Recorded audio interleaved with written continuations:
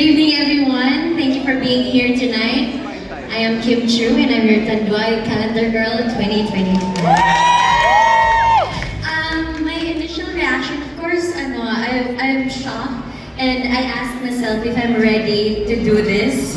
Kasi syempre, a lot of people known me since Pinoy Big Brother house.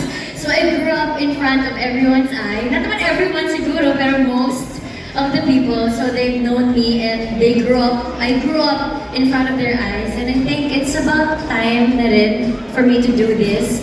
And I feel empowered, actually. I feel grateful to be the Tanduay Calendar Girl 2025. Kasi I feel like this is such a powerful moment for me.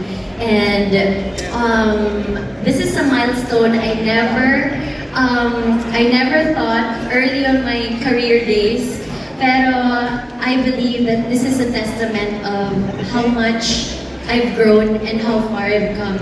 Not only as an artist, as an individual, but most especially as a woman.